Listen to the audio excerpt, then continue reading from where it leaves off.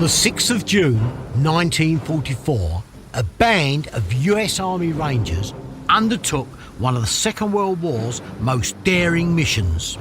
Ahead of the main D-Day landings, under ferocious fire, they had to land on an exposed beach, scale a 100-foot cliff before attacking a well-armed and heavily defended German force. The enemy was dug into a maze of trenches and fortified bunkers, and the Rangers knew this was an operation that would result in heavy losses. Against overwhelming numbers, their mission was to silence the huge artillery guns that would target the invading Allied armies that were about to land on D-Day.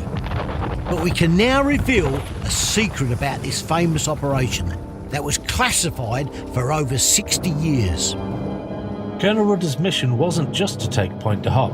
There was another objective in his battle plans, which until now hasn't been told. This is the true story of 7 of the Rangers who took part in the mission to protect hundreds of thousands of other troops landing on the Normandy beaches. Sadly, not all of them would make it through.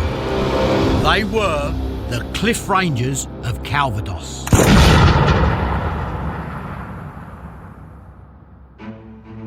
I'm Bruce Crompton, history fanatic, military antique collector and ex-paratrooper. In Amazing War Stories, you're going to hear about incredible actions, all taken from records housed in museum collections.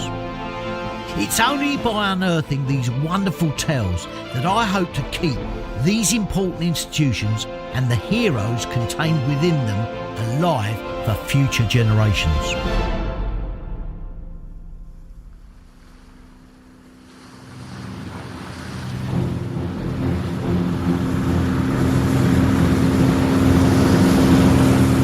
June the 6th, 1944, at 0400 hours, 8 miles from the French coast in the English Channel, the Rangers were preparing themselves for a beach assault. They must take out the heavily armed German defences, who were determined to protect the artillery targeting the D-Day landings. The going was rough. 4-foot-high roller coaster waves were crashing over the sides of the boats, filling them with water. Once they land on the beaches, they have to climb the 100-foot cliff face of Pointe du Hoc on ropes before taking on the German defences and destroy the big guns trained on Omaha and Utah beaches. Gary Sterne runs an incredible museum in Normandy called the Maisy Battery, just down the road from Pointe du Hoc. He has uncovered miles of German trenches, gun positions and bunkers that you can now actually walk around. But when I visited him there, he showed me a ranger's helmet that had been found by a local farmer. It bears the famous and unique Ranger's diamond. He also has a map that reveals a secret about this infamous operation that has been classified for over 60 years. But more about that later. First, I asked him to explain the Rangers' mission. By the spring of 1944, Hitler was facing a war on 2 fronts, one in the east against the Soviet Red Army and one in southern Europe in the mountains of Italy. The Allies believed that they could now defeat the Nazi regime by opening a third front against the German coastal defences by assaulting the western front, known as the Atlantic Wall. Operation Overlord was launched on the 6th of June 1944, D-Day, and the landings on the beaches in northern France was the start of that assault. Colonel Rudder and the 2nd Ranger Battalion are now at the sharp end. He had to eliminate the enemy coastal battery. It can be aimed at the Allied ships at sea, as well as soldiers hitting the landing beaches, codenamed Omaha and Utah on either side. If the Rangers' assault on the German defences failed, it could stall the Allied invasion of Western Europe.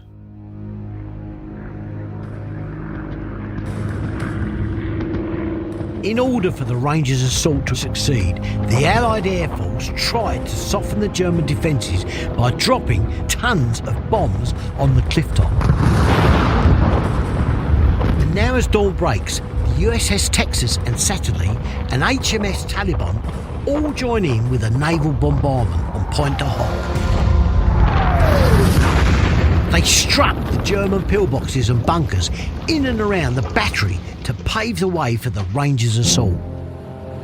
261 men of the 2nd Ranger Battalion aboard 12 landing crafts were led by Texas Rancher Lieutenant Colonel James Earl Rudder. A part-time football coach before the war, Big Jim handpicked his men for this daring assault. Each landing craft had a unique number. On board LAC 888 was Lieutenant James Ike Eichner, a former telephone engineer from Mississippi. He was the 2nd Battalion's communications officer.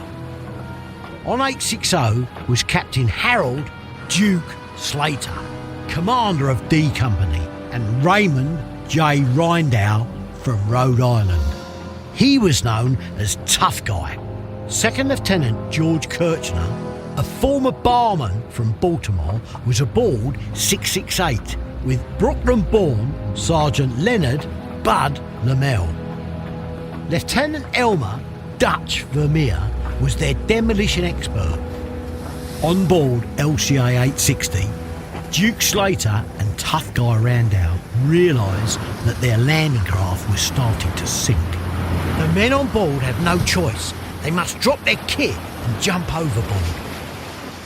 Captain Duke Slater tries to keep his men together, but the huge waves drove them apart as they were tumbled in the chilling water.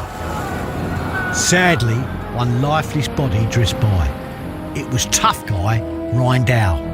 Despite being the best swimmer in the battalion, he becomes the first Ranger casualty.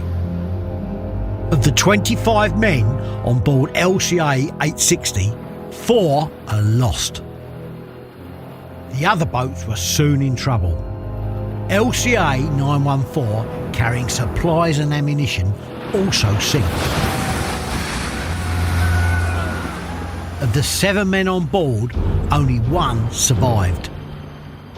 The Rangers' assault had not got off to a great start, and there was worse to come. As the raiding party nears the Normandy coast, the Germans suddenly open up, their MG-42 machine guns firing from the top of the cliff face. The Rangers were already bailing out water with their helmets and throwing up from seasickness. Now bullets ping off the landing craft as they head for shore. With 2 boats sunk in the first hour at sea, losing men, ammunition and rations, and now the remaining fleet under fire, this daring mission was not going to plan, and they hadn't even landed on the beaches yet.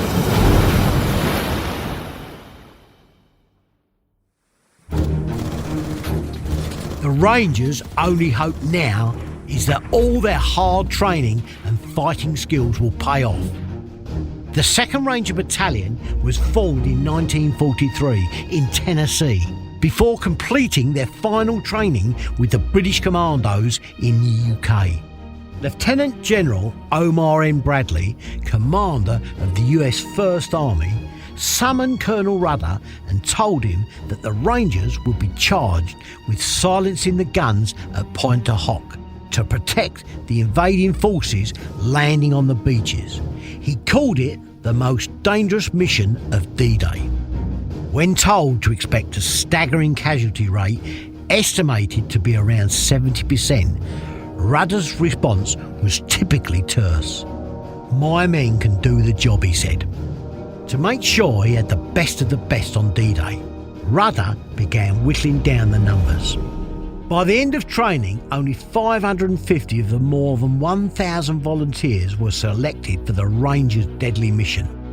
Former US Marine Davy Smith talked me through the kit they carried on this operation and why it was so unique. Speed and surprise would be the key to success on this mission, so the Rangers were issued with some unconventional equipment to help the men ascend the cliff face more rapidly and spring the attack. Each landing craft carried a radical new tool. 6 rocket guns were designed to fire steel grappling hooks, and they carried ropes and rope ladders up to the tops of the cliffs. They also had 4 100-foot steel extension ladders provided by the London Fire Brigade. These were fitted onto amphibious all-wheel drive-track vehicles to help get the men up to the top quickly. Once they were on top of Pointe du Hoc, the fighting would begin. Most Rangers carried the reliable and standard M1 Garand rifle with around 120 rounds of ammunition. Some men chose the heaviest weapon available, the 30 caliber Browning automatic rifle, or BAR. Other men chose the 45 caliber Thompson or Tommy gun, also known as the Chicago typewriter, the gun made famous by gangsters with the high-volume drum magazine in the 1920s and 1930 gangster movies.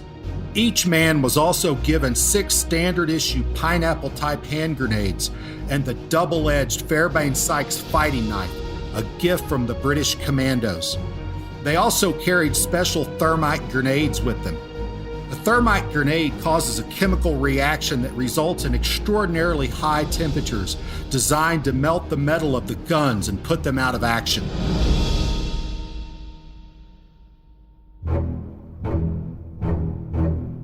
But all the training and tools in the world could not prepare the men, some of whom had never been in combat before, for the extraordinary challenges that lay ahead.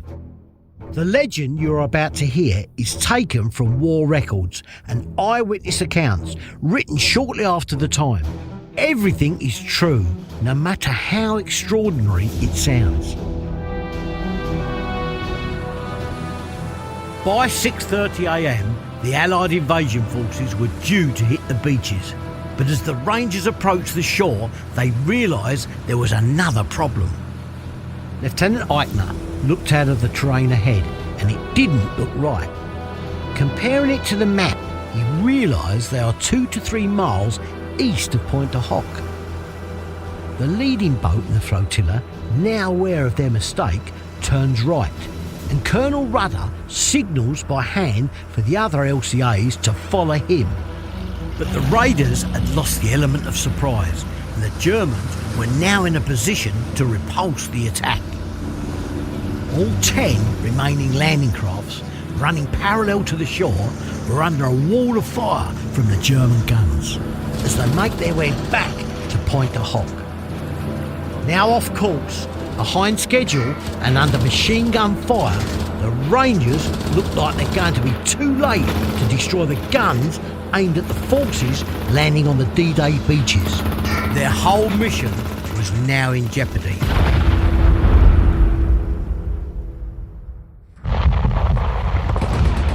The D-Day invasion could stall, or worse, stop dead in its tracks as the landings begin on Omaha and Utah beaches.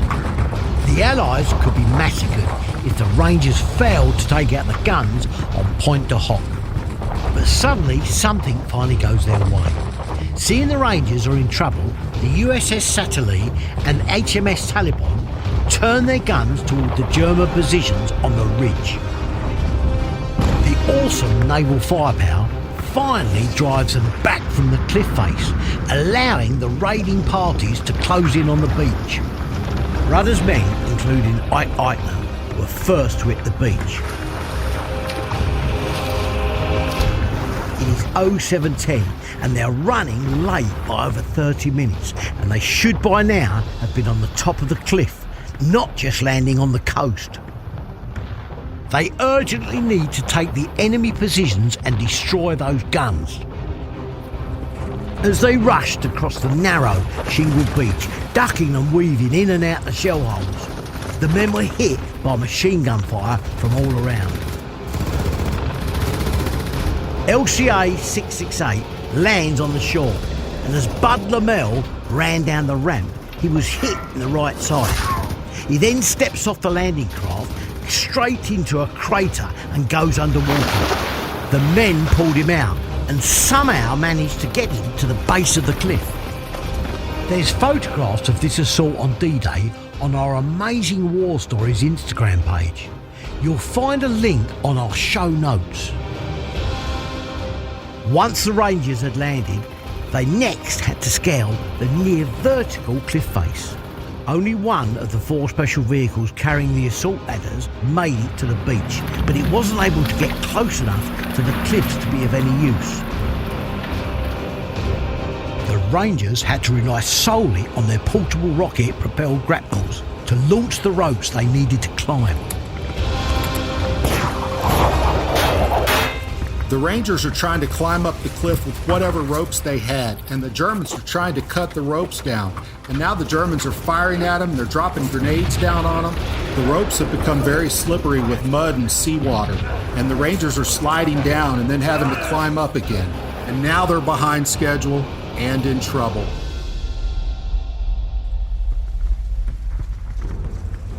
Offshore, alert to the Rangers' struggle, machine gunners of the USS Satellite come to their aid again and target the Germans on the ridge. It gives the raiding party some relief and a few precious moments to climb to the top. At 0730 hours, as the D-Day forces begin to land on Omaha Beach, the Rangers finally reach the ridge on Point de Hoc. They are now 45 minutes behind schedule. Lieutenant Eichner sends a message to the USS Satellite. Praise the Lord, which is the code for all men up the cliff.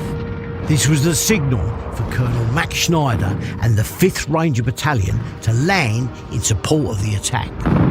They'd been waiting at sea, but now Colonel Schneider has assumed Rudder's assault has failed, so switches to his alternate plan of action and lands his men on Omaha Beach to join the US Army's 116th Infantry. Rudder's Rangers were on their own. They may have made it up the cliff, but they are behind schedule.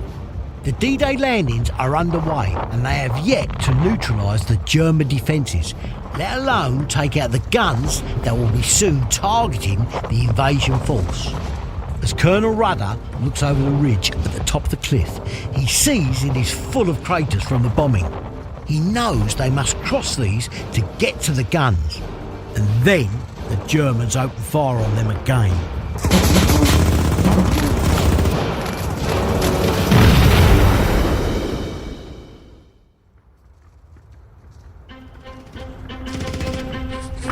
On top of the cliff at Point de Hoc on D-Day, the Rangers were pinned down under heavy fire and they had already lost a third of their force. The Germans were firing from a well-dug-in maze of trenches and fortified bunkers. So strong they had withstood the immense Allied naval bombardment the previous night. As Bud Lamel led D Company across the deadly killing ground, machine gun, artillery and sniper fire was coming in from all directions. So they took advantage of the bomb craters for cover, leaping from one to another. Rudder needed to come up with a game-changing move if they were to survive and take out the guns that threatened to halt the D-Day landings going on below them. He decided to call in fire from the naval ships, but radio transmissions were being picked up by the Germans and used against them. So communications officer Ike Eichner came up with a plan. He used his signal lamp with Morse code to target the naval gunfire on the enemy. The USS Satellite fired a few well-aimed rounds on the German bunkers, trenches and pillboxes all around the battery. Finally, the Rangers were no longer under fire and able to advance towards their target to take out the big gun emplacements. But as they did, suddenly a shell came in from the British destroyer HMS Glasgow, which knocked Rudder off of his feet. Dutch Vermeer saw all the men around him turn yellow from head to toe. The demolition expert realised it must have been a coloured marker shell. They were lucky. As Rudder got up, he was hit in the leg by a sniper. And then he was hit again by shrapnel from another naval shell. But Rudder stayed in command and encouraged his men to keep moving. Lieutenant Kirchner pushed forward, but got separated from his men in the zigzag trench. He ran on, hoping he wouldn't come face to face with a German on the next turn. But when they finally arrived at the gun emplacement, they were in for a shock. There were no guns in the position. Gary Sterne reveals something the Rangers on the ground that day didn't know. While the Rangers had been told by their commanding officer, Colonel Rudder, to attack the battery at Pointe du Hoc, in reality the Germans were in the middle of removing the guns from that location and in the process of upgrading the battery. There were no operational guns in position on D-Day. However, the main threat to the landings on Omaha and Utah came from Maisy Battery, a couple of miles down the road. That complex was fully operational and it was capable of hitting the landing troops. It seemed the Rangers had been outwitted by the enemy, so Rudder ordered his men to move onto the next objective and defend the main road, a mile south of Pointe du Hoc. Their job was to keep it clear for the advancing invasion force, who were now landing at Omaha Beach. Lieutenant Kirchner began to establish a perimeter to secure the road, but then Bud Lamel heard something. A very large combat patrol of Germans were approaching.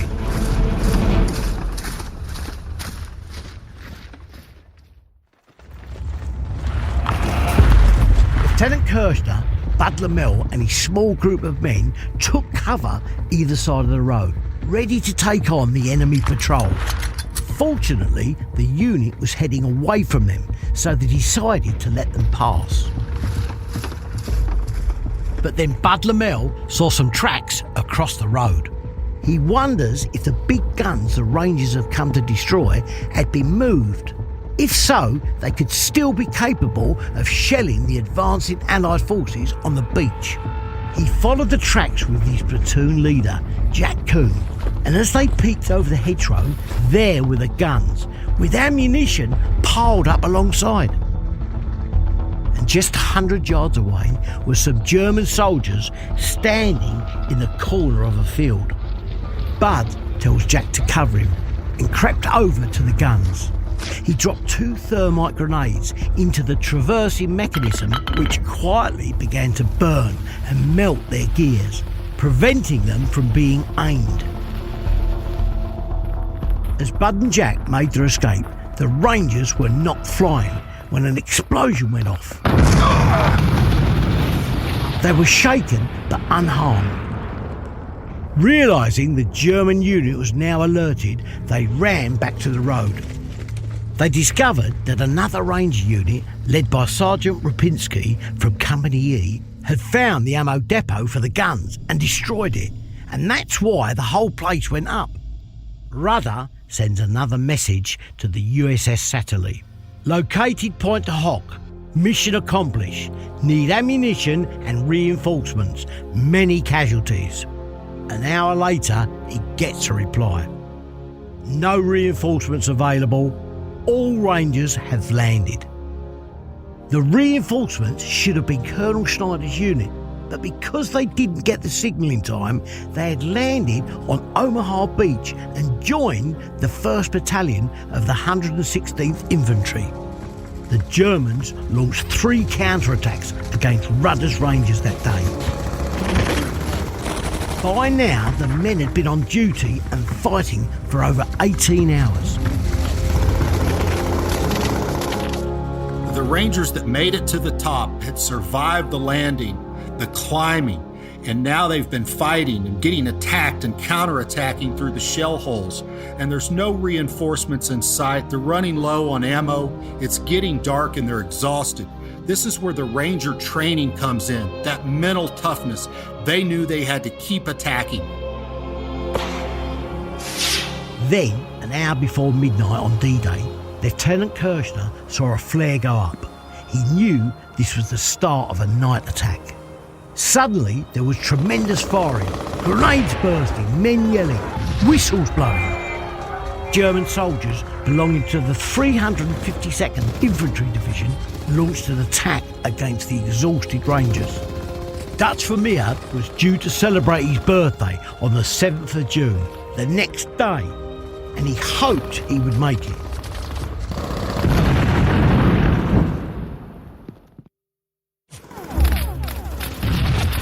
Under counterattack from a larger German unit, the Rangers, low on ammunition and without any hope of reinforcements, tried to repel the advancing enemy.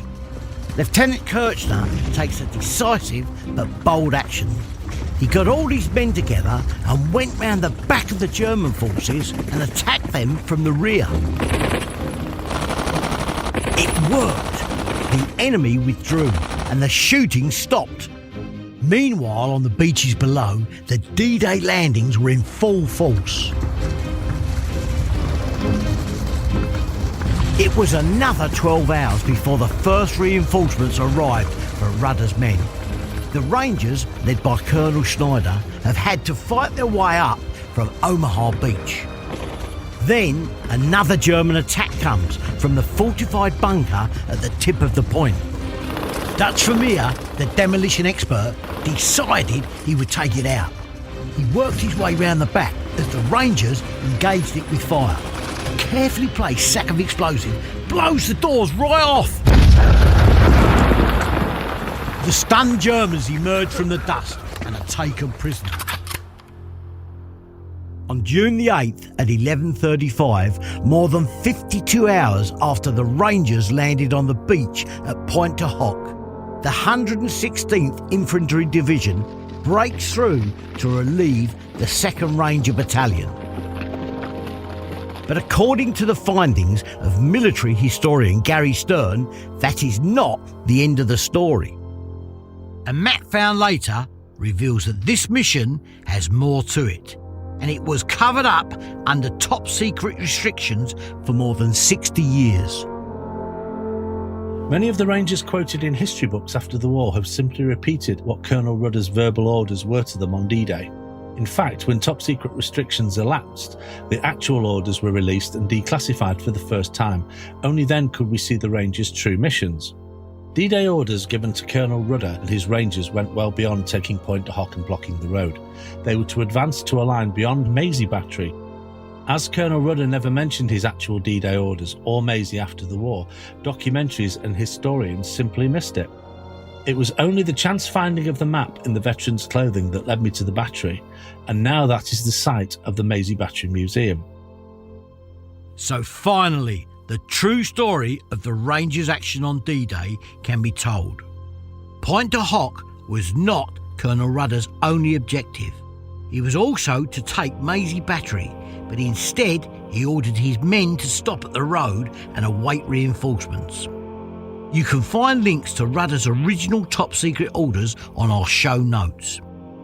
Maisy Battery continued to fire onto the Allied invasion force and had to be stopped. It was finally silenced on the 9th of June by the 2nd and 5th Rangers, after a battle that lasted 5 hours. The 2nd and 5th Rangers are now commemorated each year at 11 a.m. on the 9th of June, the date and time of the anniversary of the Maisy battle back in 1944. Pointe du Hoc and Maisy batteries were ultimately taken by the Rangers, but it came at a cost. Rudder's original force of 261 men had been reduced to 90, counting the killed, missing or injured.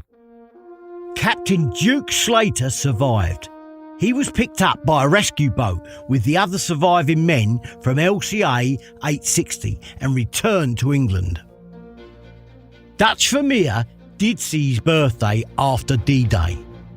Post-war, he returned to Idaho to become a farmer and later a Republican legislator. James Eichner, the Rangers communications officer, survived the war and returned to Texas and his old job at the telephone company. For his actions at Pointe du Hoc, Lieutenant George Kirchner received a Distinguished Service Cross. He stayed in the Rangers after the war and rose to the rank of Colonel before returning to Maryland. Sergeant Bud Lamell, shot as he left his landing craft, survived his wounds and was also awarded the Distinguished Service Cross and promoted to a commissioned officer for his outstanding leadership.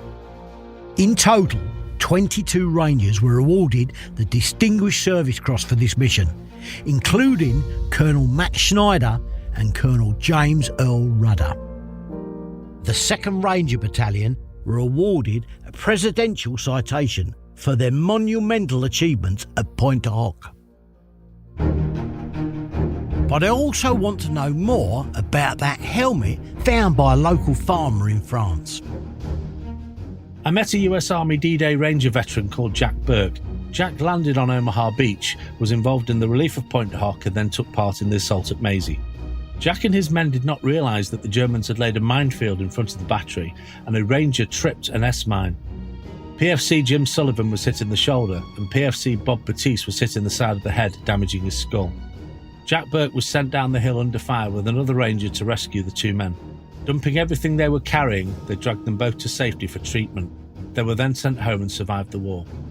The helmet is in poor shape, but I showed it to Jack. He identified it as Batiste's helmet, the one he had left there 65 years earlier. The helmet is now in our museum at Maisy. If you want to find out more about this operation and the brave Rangers who took part in it, then please, if you can, visit the museum in Maisy, Normandy, France.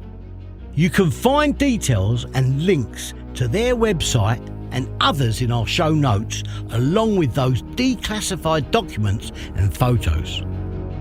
Or you can also visit the US Rangers Museum in Carrickfergus in Ulster, where the elite US Army Regiment was originally formed in 1942. And once it's been repaired, there is the Battleship Texas historic site in Houston, Texas, where you will be able to walk around the ship and see artefacts of one of the key naval warships that played a vital part in the Rangers raid. I really want to help museums, both big and small, in these difficult times. They've taken a financial battering, and I'm worried that if we're not careful, the important stories they hold will become locked away from the public forever. Please take the time to give this podcast a like or a review, as it helps it to be found by other listeners, or even subscribe. It's free. One final thing, a word of thanks to the people, museums and organisations who free of charge gave up their time to help me tell this story. This episode of Amazing War Stories was researched, written and produced by Paul Wooding. The executive producer is Ed Sayer and the associate producer is Lois Crompton. Sound design and 3D mastering is by Vaudeville Sound and music is by Extreme Music.